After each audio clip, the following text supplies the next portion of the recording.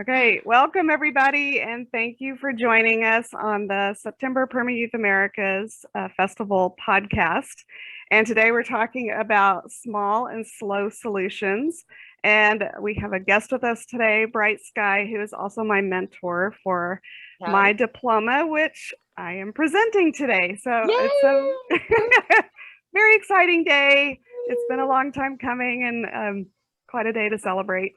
So I want to start out by acknowledging the land that I'm on of the Yamanos, the Kickapoo, the Tawakoni, and the Wichita. And I want to honor the elders past, present, and future of them and all the indigenous cultures that that we've worked with, that have lived here and have been a part of our lives. So thank you for that. And do any of you want to say anything before we jump in? Yeah, well, I'm coming to you from Iroquois land. We're by Friends Lake, known as Atitika, which is friendly waters in the original Iroquois language. Oh, beautiful, beautiful. Yeah, I would also like to say that I'm coming to you from the Huetares people land here in Costa Rica, which you know, through the work that we're doing through Permayouth and and doing these land acknowledgements and researching like what people were living in the lands before us. I've learned a lot from these people, and they have inspired me, even though there's not that much tradition remaining. Still, like bringing it back through learning has been like really motivational and inspirational for me. So I appreciate these acknowledgements. So yeah, I agree. Chanel, how about you? We just moved to a new place, and I am realizing in this moment that I'm not sure which. That's all right. Which indigenous land I'm on. So yeah, you've been busy moving. I'll have to look it up. You've been back and forth a lot. So yeah, sorry. I usually just say same as Annette, but this time I'm not. It's not the same as Annette. No, it's not, is it? It's not. Oh, but I bet you've got some interesting stories about the people from there. There's definitely some strong native roots here in this place.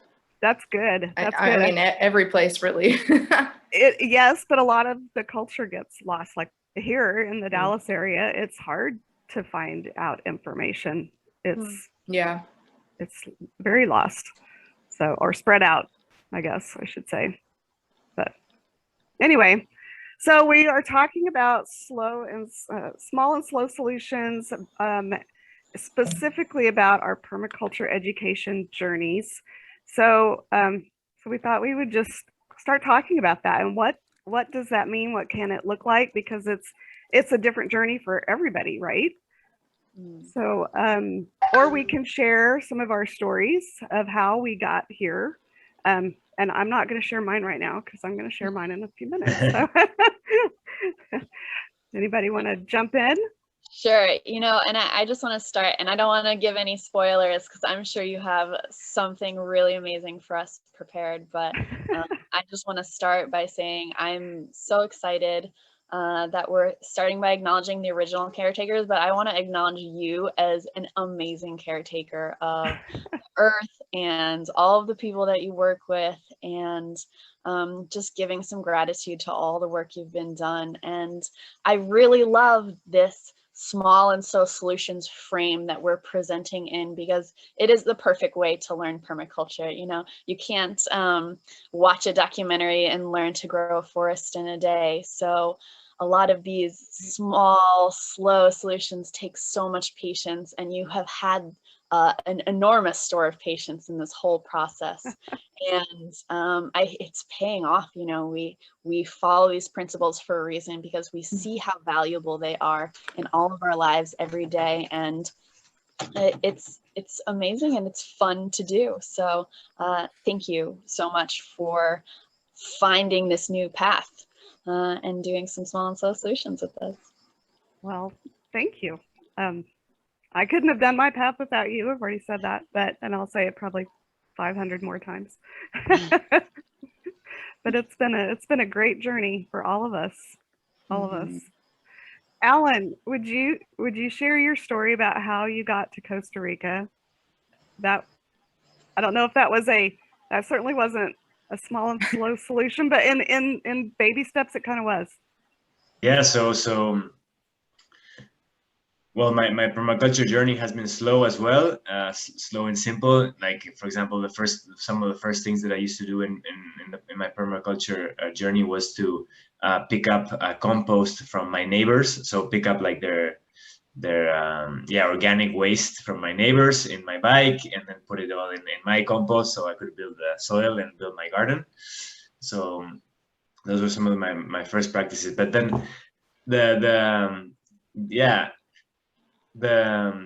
one of the ways that I implement, or I like to implement the most, the slow solutions from permaculture, or small and slow, are traveling. And I did the Camino de Santiago in the north of Spain, and that experience changed my life, because it was walking, right? So we had to walk, and it was a way of experiencing the land in such detail, because you could see like the change of geography, the change of plants as you were walking, and that started like kind of like resonating really deep in myself. Like, wow, like I feel like everybody should travel like that nowadays. Every time we travel really fast from point A to point B, and we miss all the betweens. And I feel like that creates like a lot of like separation as well.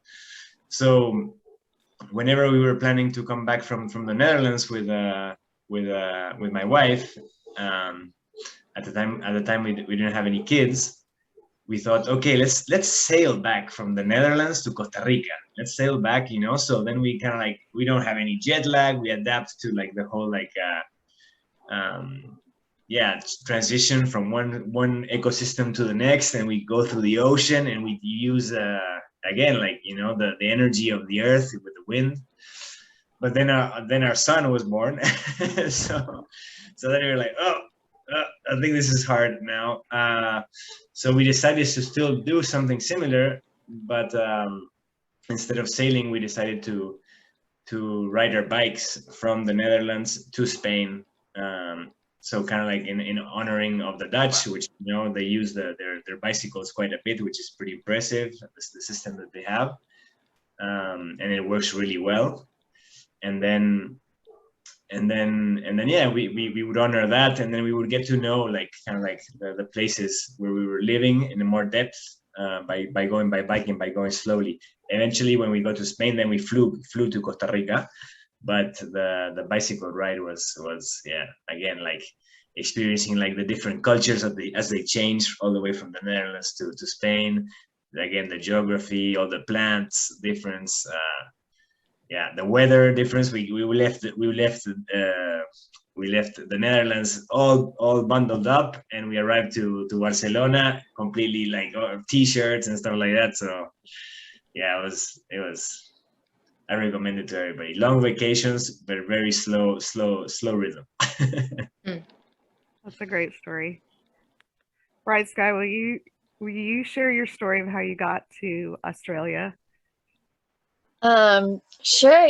Australia is where permaculture comes from. And so it's almost a bit of a pilgrimage to go and experience the culture where they kind of first put it together, is in this particular frame.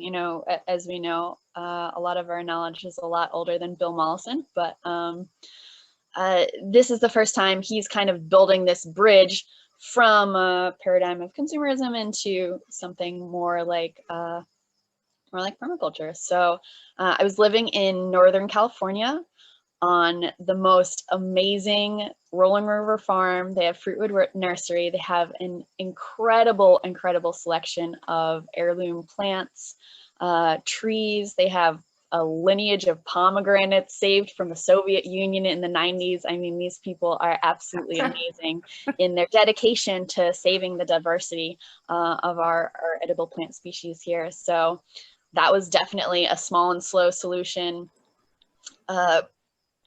Education was basically being there and weeding every day and watering and taking care of the goats and milking and now, you know, we didn't do any kind of formal education, but these days I'm snagging prickly pear pads to stuff in my pockets and breaking off little pieces of trees to propagate. And it was just from being in an environment and slowing down and doing all of these small things every day. And I think one of the beautiful things that permaculture offers is a little bit of an alternative operating system. And so I think a very Western paradigm is like big and fast solutions.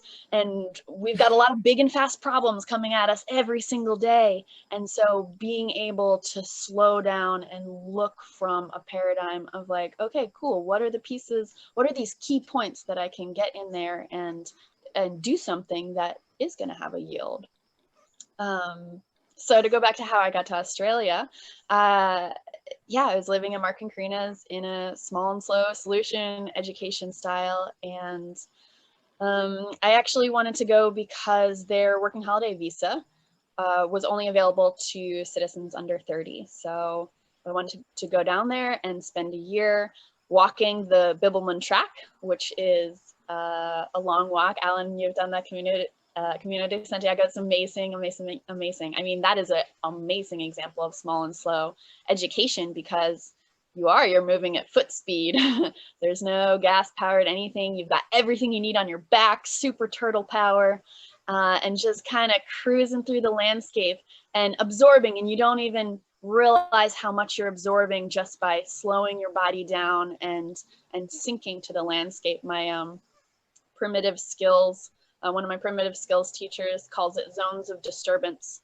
And part of what happens when you slow down is you slow down your zones of disturbance and you bring it in. You're able to see more. You're able to interact with the wildlife a little more. You don't have as many bird alarms and animals fleeing. So yeah, that's exciting stuff.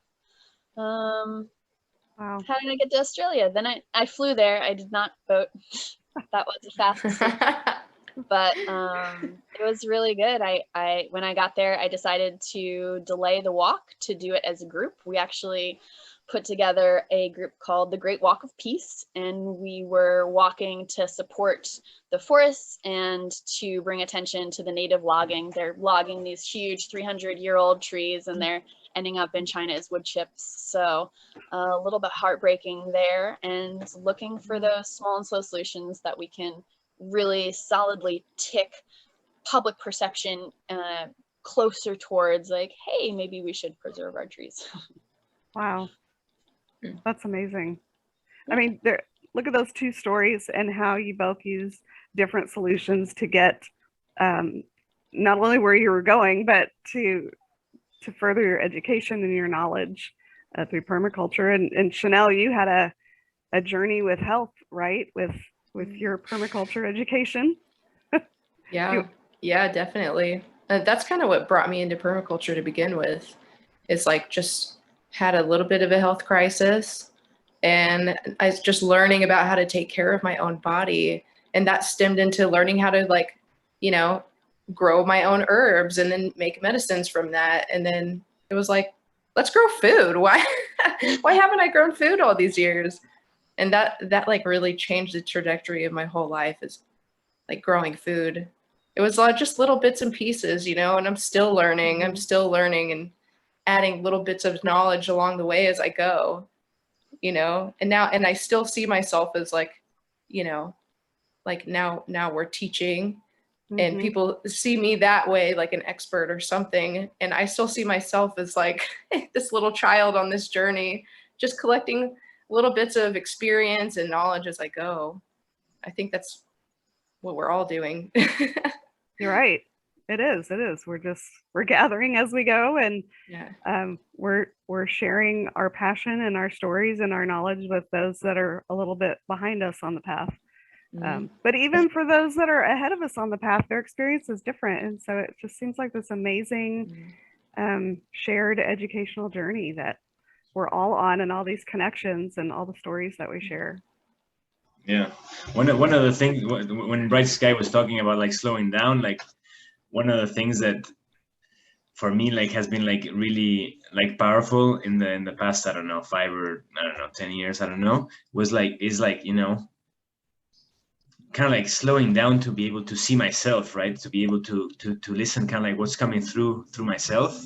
So like kind of like meditation or yoga or any practices like this that like kind of like make you slow down. And sometimes the mind is so tricky, because the mind is always like, no, we need to production. We're trained for that. I don't know, you know, we need to fulfill these tasks, and, you know, I committed to all this and I need to finish it and all this.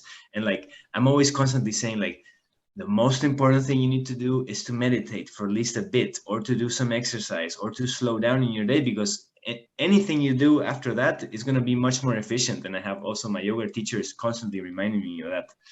And I think like that principle also goes really well with observe and interact, because basically, like, if you can slow down and then observe, might it be in yourself or in the environment in which you're working, basically for me, like, all the answers come up. You don't have to like figure out life, you know, which is like somewhat like a big struggle for myself and for a lot of people, for people that are, you know, in a more like fast-paced system, or people trying to find like their work or their vocation. It's always a struggle, you know, what do I do, you know, and stuff like this. But all the answers are within, or in nature even, you know, nature talks to you. So if you can have the tool of slowing down and then listening, observing, all the answers manifest in front of you. And then if you can, and then by listening to yourself also, you start like basically creating more like direct intentions towards the universe. And then that by being able to give clear intentions to the universe, then you receive. The universe kind of like works with you to help you, guide you on those intentions, or manifest those intentions. So at the end of the day, yeah, this is like, it's so powerful, you know, like just slowing down in your life, listening to what's inside of you, and then listening to what nature is telling you. It's all you really need. It's all you really need, because all the rest of the stuff, you'll have the motivation, you'll have the power, you'll have, you know, the knowledge, the skills, you have all that you'll find along the way. But you need to just like listen to be on the right path, you know, and let that path manifest, and you walk it. So yeah, that's like when Bright Sky was saying like the slowing down, and, you know, and the zones of disturbance, you know, like kind of like getting all that kind of like out of the way a bit. And it's so simple, but so hard at the same time, because I don't know why, because just the mind has so much like drive, you know, so much power. I don't know. So wow. And I think people think they have to like overhaul their whole life overnight, like when they realize a change needs to be made. Or I know I've seen a lot of like in the zero waste movement, people are like, oh, let's go zero waste, and then they throw away everything plastic, and then they start all over with like all these new fresh things. And is that really zero waste? No, it's not really. And it's not attainable to everyone. So people see this like beautiful version of this like perfectly set up thing, and they're like, oh, well, I can't do that. I just have what I have. But I mean, the reality is making those small and slow solutions over time, just making one simple change and then another simple change, and making sure that you can maintain those changes over a long period of time before you add another one. Then you actually have something that's stable, that's sustainable, and you can actually depend on it, versus like, you know, making a really significant change all overnight. And then, I mean, you just can't, it's entropy is, you know, everything's going to move towards chaos. It's not harder to keep, you know, to make like a humongous change like that. Yeah, there's no Hollywood montage in permaculture. It's a lot of Exactly. slow watering. That's right. Wondering, what am I doing here? That's right. And I love that it looks different for everyone. And like you said, Chanel, it's not attainable overnight. And we all have to accept that within each other and within ourselves, that, you know, like right now we have a lot of prepackaged food in our pantry, and I don't like that at all. But in this moment in time, we need to do that right now for other reasons. And I think at one point, Chanel, we talked about disposable diapers versus cloth diapers and all the whole potty training thing. And, and now Alan is experiencing it all. But it is, you know, you are where you're at, and it's what you can manage at the time. And is there a better way? Yeah, probably. But you have to look at your own journey, your own path, your own life, and pick what's best for you at the time. So I love that. And I love that about permaculture and all the connections we've made and all the stories. It's just everybody's different, and it's fascinating. I love learning from everybody. Me too. I'm doing like when with my first child we did elimination communication, so I'm putting our child in the potty like since the birth, and also using cloth. And yeah, it was until like 2 in the morning washing diapers. And yeah, right now we're still doing with our new son. We're doing elimination communication, but so most of our diapers are not soiled, let's say, but you're not doing cloth because yeah, we just don't have the bandwidth right now. Right. Yeah. Right. It just all depends. And that second child changes things, doesn't it? Yeah. I thought you were making a pun with the depends. It all depends. Sorry. Oh, you're funny. Yeah, I guess that's a whole different conversation. Oh my goodness. Okay. We can crop that part out. Oh, that's so funny. All right. Well, on that note, Sorry. no, you're good. You're good. Well, I really want to share the journey that I've taken to get to this day with graduation. That's awesome. I know, I'm so excited. So I'm going to share my screen and then figure out where I am. Okay. The little banner at the top gets me every time. I can't figure out where I'm at. All right. So are we ready? Am I ready? Yes, I'm ready. Are you ready? I am ready. I'm ready. I'm ready. All right. So this journey began with I had taken several permaculture courses, and I could tell that I still just wanted to know more, and there was just something missing. And I'd heard about the diploma process and thought, okay, I think that's the route I want to go next. And then I started looking into the different organizations and thought, well, that's not quite it.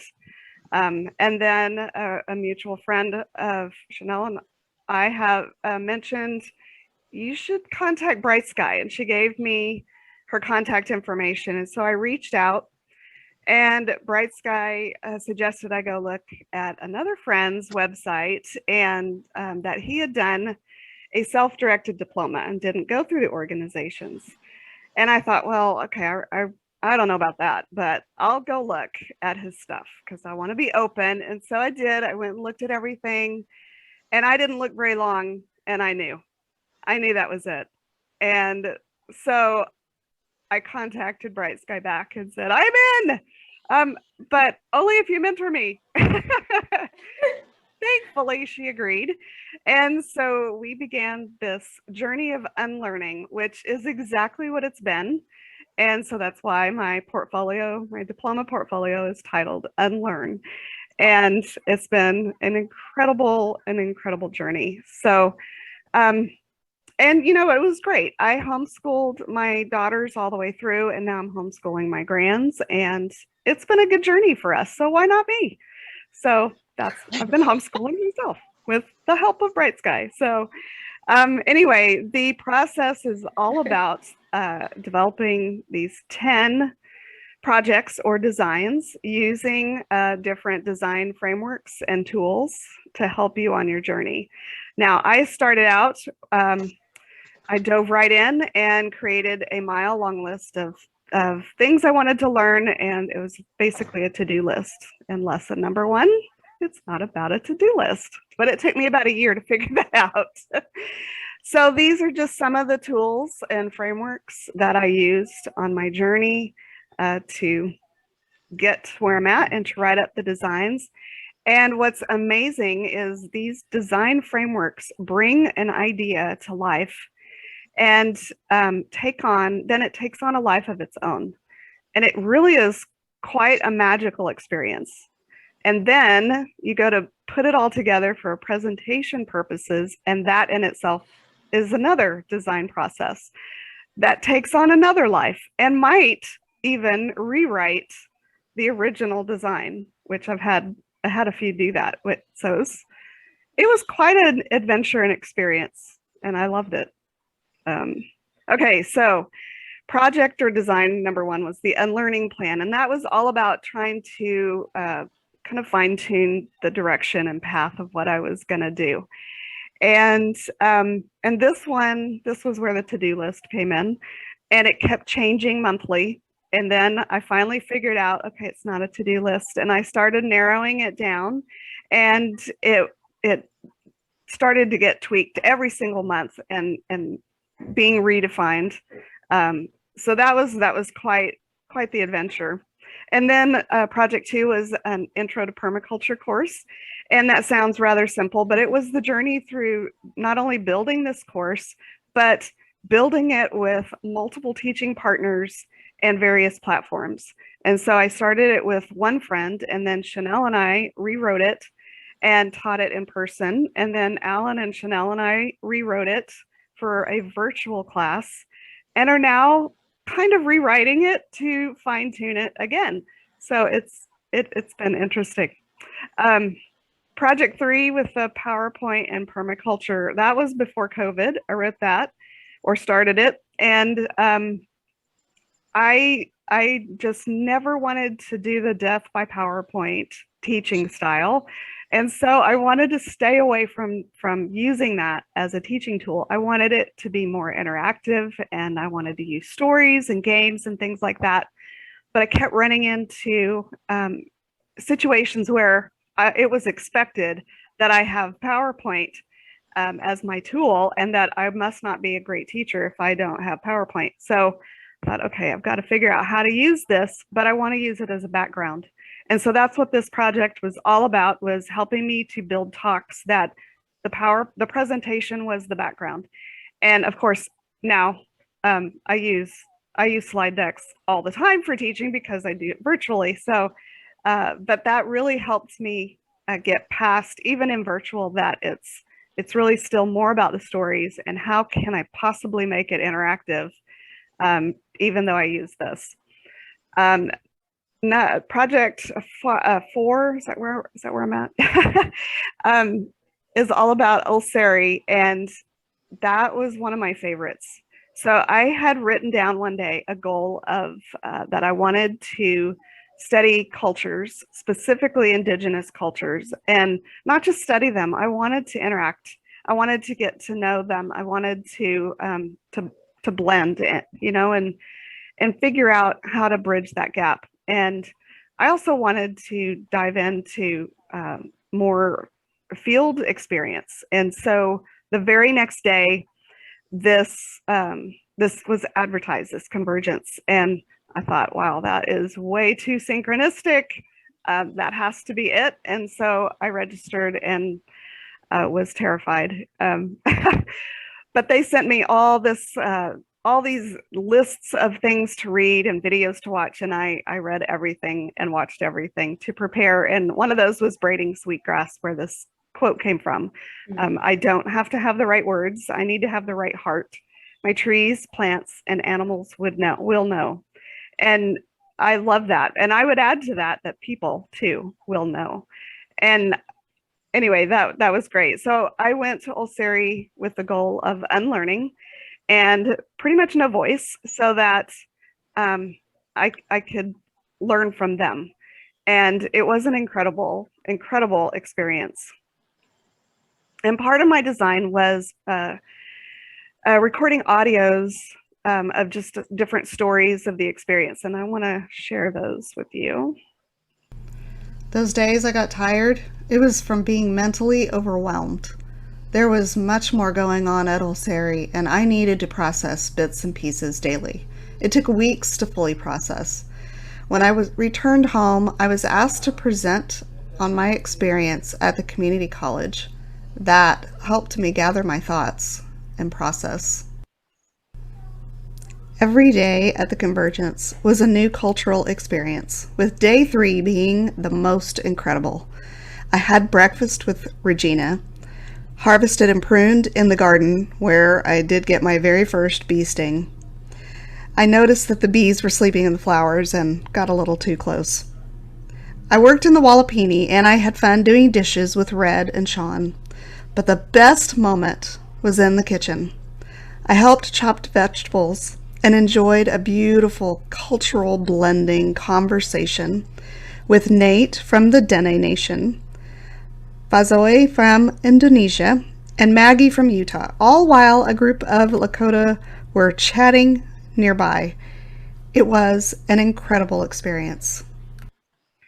And I would add to that Regina that I mentioned that I had breakfast with, that's Regina Brave. And if you don't know who she is, there's more information about her in my design.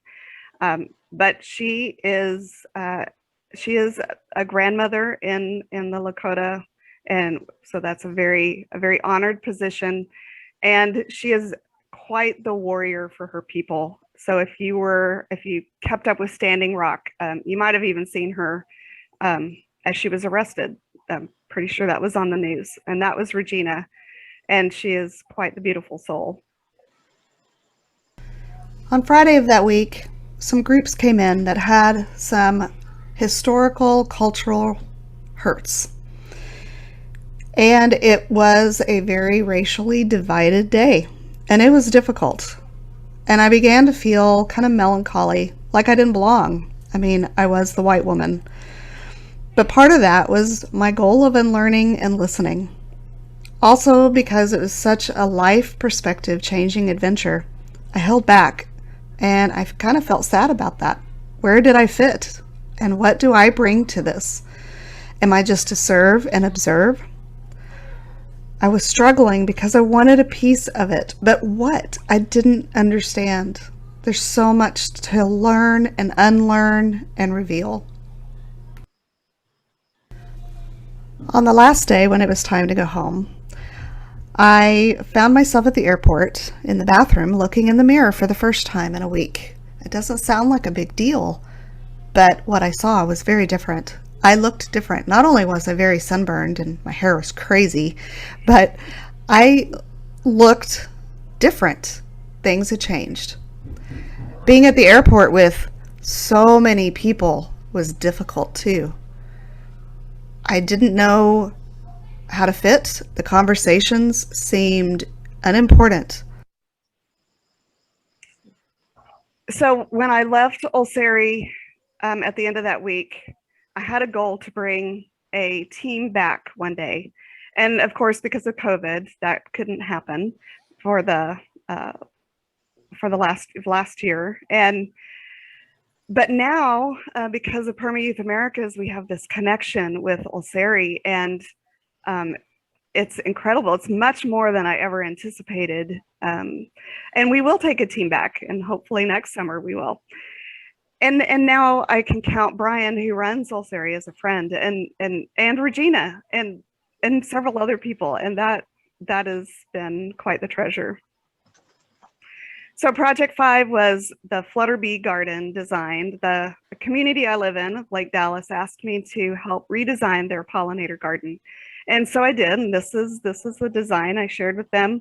And but then they asked me to help a little bit more. And I quite honestly thought this was a rather simple task. It wasn't even a design. It was a piece of a design, and it ended up being very big, and I had no idea how meaningful it would become.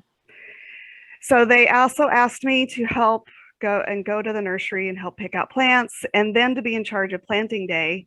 So that was great. I got to explain why I chose what I chose and boss around all the, the mayor and his wife and the all these city officials. It was really fun. And explain why also in my design was a pathway through the garden, which was to invite the community to engage with the garden. It's one thing to stand on the outside of a garden and look at it, something altogether to be able to walk through it and touch it and interact. But that still wasn't enough. Those stepping stones needed to be an art gallery from the community. And so we approached the Lake Dallas Middle School art department, and I got to participate on Stepping Stone Day. And I have shown this video before, but I'm gonna share it again because it was a beautiful experience.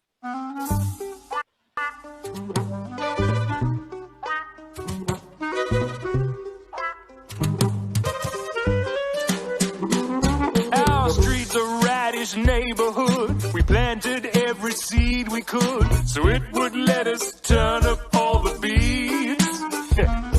We sent our roots deep underground and new ideas bloomed all around. We're all digging, living on our street. 'Cause there's goats and chickens, bees and birds and fruit growing on the trees. We're not perfect, but we do have everything we need. Milk and honey, vegetables, so many tasty treats.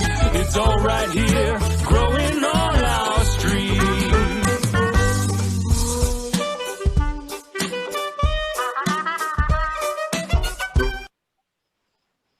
Awesome. Aren't those beautiful? They're much more than I ever expected. And now the garden all the plants are really tall, and I love to go there and walk the path and look at all the plants. And anyway, it's an example of how one idea can take on a life of its own, especially when you bring in other minds and other voices and other ideas. And then you get these incredible pieces added to it, like the stepping stones, like the simple thing of a stepping stone. So Project 6 was a consult with the Shady Shores Elementary School in their outdoor learning area. They already had this great learning space. They just needed help in building their soil, talking about the trees they planted, like in this picture that was exposing the flare, and how to bring in more artistic elements like painting these boxes and then putting a cover over their teaching area. But that was a cool experience too. And then Project 7 was creating a template for my property consultation reports for my own business, Oliver's Gardens. That design was definitely out of my hands because I started it and it took on a life and I had to redo it and start over. And then I finished it, and then I haven't started it over, but I've changed quite a few aspects of it since then because it really is beyond me. It's quite magical how these frameworks work. So anyway, it's been very helpful for my business. Project 8 was the herbal journey, which was the story of my herbal education through the science and art of herbalism by Rosemary Gladstar.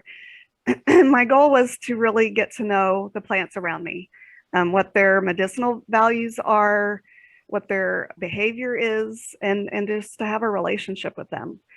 And I honestly thought I could do this course over a summer and, no problem. I'll just hunker down and get this course done. And then it came in the mail and I thought, oh, wow, this is going to be a while. And so it was about a year and a half. No, it was 2.5 years that it took me to finish this course. And at the end, I finished my last sentence of my last lesson. And then I went outside because, wow, I finished it, kind of like I feel today.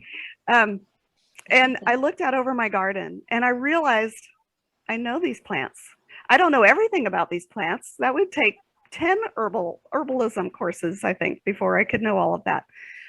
But I know them, much like I know my friends. And I don't know everything about each of you, but there are lots of things I do know, and I know which one of you to call for certain things. And I know that I love being with each of you. And it was the same with these plants, that I had a relationship with them and I knew them like a friend. And that is a gift that Rosemary gave to me, and that will always be treasured. And then within that course, I created through assignments lots of different products for my business that I now sell, and these are some of them. And I didn't imagine I'd ever know how to do those types of things, but it's been a wonderful journey. And of course, Project 9 was the development of Permayouth Americas. I couldn't leave out Permayouth Americas, but it's the story of how we came to be, and how when I attended the very first global festival, I just knew I wanted to be a part of it. I had no idea what that would look like. And that conversation started a little over a year ago.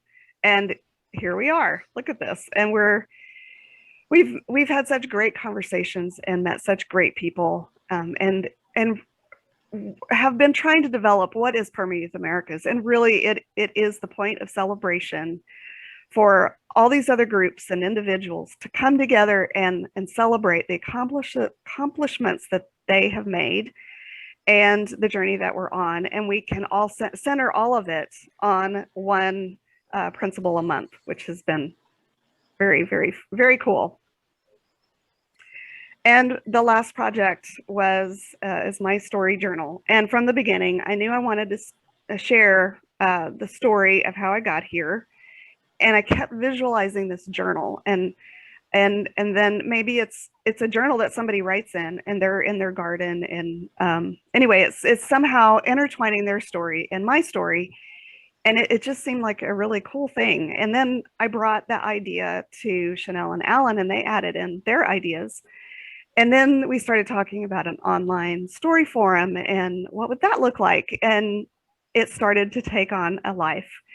And it just kept growing in my mind until one day I realized, wait a minute, what about a magazine? And so I'm really excited to share the Permayouth Americas Celebration Journal, the digital magazine, which will extend the celebration of stories at the festival level into this digital magazine.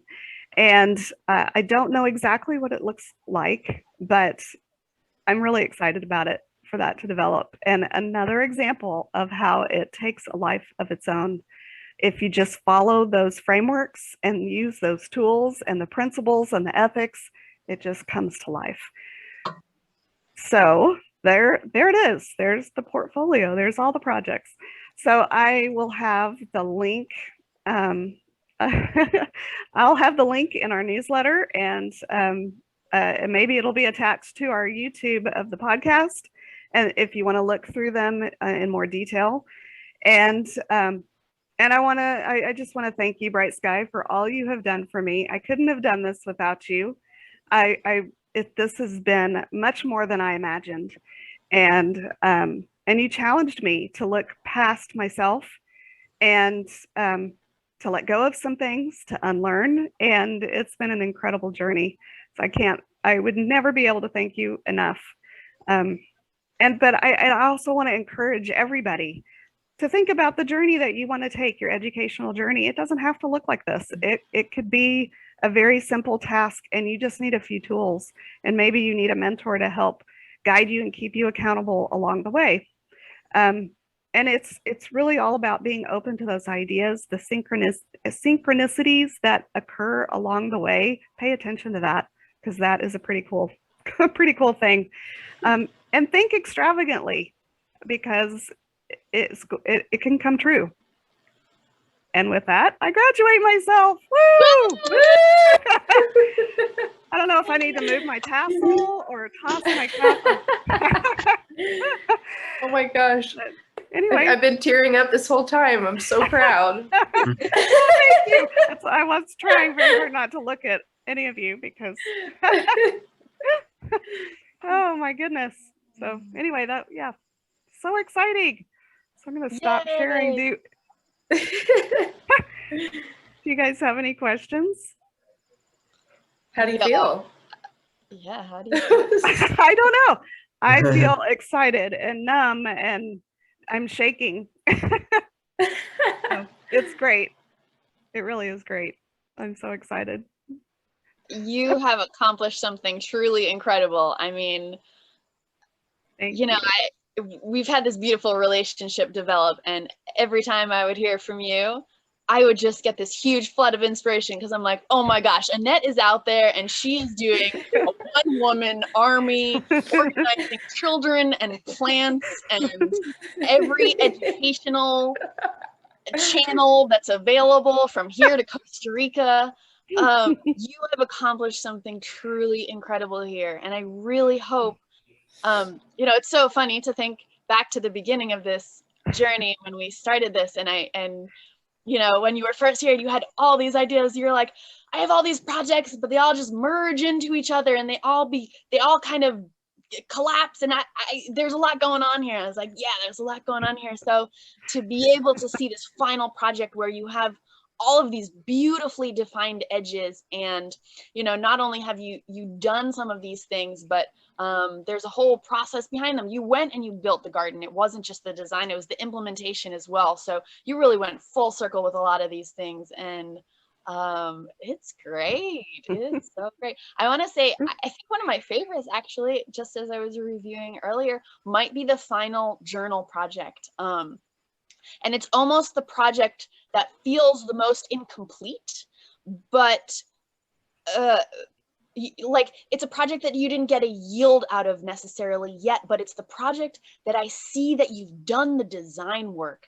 And that is the ultimate thing that anyone needs to get out of a permaculture pathway, is that you're starting to make decisions differently, and you're starting to think in a systems way where you're seeing elements and taking them apart and putting them back together in ways that are going to help you make more creative decisions, better decisions, more ethical decisions. And so I see that design process so clearly, because it is still a nebulous thing, and now you're getting this yield of the magazine, which is amazing. So you see that design work pays off, and I'm exploding with joy and rainbows right now, because just to know that this work is going on in the world is so inspiring. It makes my day, it makes my year, you know. And there's so much momentum behind it. There's so much thought, and there's so much care. You know, we all put so much care into the projects and people that we love, and it's going to be real important. It's going to be real important over the next few years. And these beautiful shining nodes of education and solutions are so exciting. So I'm doing all kinds of happy dances over here for you, Annette. You are a superstar. You are a superhero. You can do anything you want. And I'm so excited to see where you go from here, because really this is only the beginning for you. Oh, thank you so much, Bright Sky. Wow. Thank you so much. It's just so funny, because from the beginning, when I had all those projects, and I didn't even know what a framework was, and that's what was missing. That's what I was searching for. So anyway, thank you for guiding me into that. So it's okay. I do have a question for you, because it's been burning on my mind, and I love that we chose small and slow solutions, because like when we're talking slow, we're talking really slow, you know, in this digital world where everything goes back and forth so long. So Annette would leave me these beautiful detailed messages and stories, and it'd be like 2 weeks, like half a moon cycle, before I just had the space and time to get back to her. And so did you, what went on in your mind? Are you like, where's Bright Sky? What's going on? Like, is this how this works? Like, how did you deal with the slowness? Because for me, it brings up so much doubt when something's not moving on somebody else's end. So how did you deal with the slowness? Okay, in the beginning, sometimes I questioned, okay, maybe she really doesn't want to do this, because I hope she would tell me if she doesn't want to do this. And then no, you reassured me that no, I do. And then sometimes I was scared. I was waiting every day. What does she think? What does she think? But no, I understood that was where you were at with everything that was going on in your world, because you had quite a few transitions during this process. And no, you always got back to me, and you gave me these morsels that I'd have to walk away and chew on for a while and really process that and think, okay, now I got to go research what she's talking about. I don't know what that means. And sometimes I'd ask you, and sometimes I'd go research it and look at it. And other times it was, real simple things, but very deep, and that would change everything. And so, no, the way you handled it all was perfect, because you forced me to think for myself. You gave me the space to do that, and you were my cheerleader and my encourager, and so that really helped me to grow. And so it was perfect. Cool. Scary at first, but perfect. You did wonderful. You did wonderful. Yeah, we were always hearing from Annette that you were holding her through this journey, and she was always really like happy and inspired by you, by Sky. So we've got a little bit of your inspiration as well in the team. Mm-hmm. And the festival that you came to, and it was when Charlie and Brenna were our guests. It's like, she's here. I'm texting them. Funny. Oh yeah, no, it's good times. And I'm glad, and that's part of why this gift gets to be so exciting, because we all just get to like share these little trains of inspiration that we just pass on. We don't even know where they end up. So, and how did that feel for you? I mean, I know I inundated you with sometimes little stories, and sometimes this huge, long big chunk of files of information. And yeah, for me, I think you were always on my mind. I was like, oh, Annette sent me something else. I love my strategy for myself to make sure that our relationship was something that could be sustainable, was to make sure that when I got back to you, that I had the time and space to say something of worth, that I had time to review our materials and to sort it out. And, I could get back to you in a day and be like, oh, I'll get to this soon. But I never wanted to send you a message like that. I always wanted to send you a message that had something for you that you could chew on and use. One of the first herbalism classes I took, they're like, 5 days of learning, 50 years of homework. And that's a lot of what I find in permaculture is you can take these 12 principles, honestly, and run with them and put them into anything and everything that you're doing. And trust yourself, trust your intuition, trust your instincts.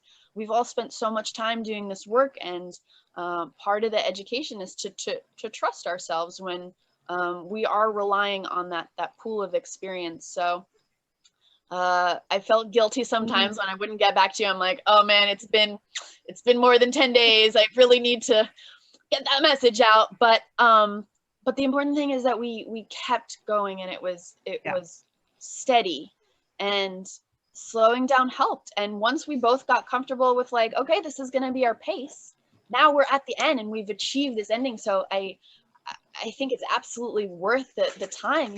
So many people start things, right? They want to build a aquaponics in a boat, so they park the boat in their yard, but then they never build the aquaponics. So I love that you brought this to completion, and you have quite the story to show for it. Well, it feels really great.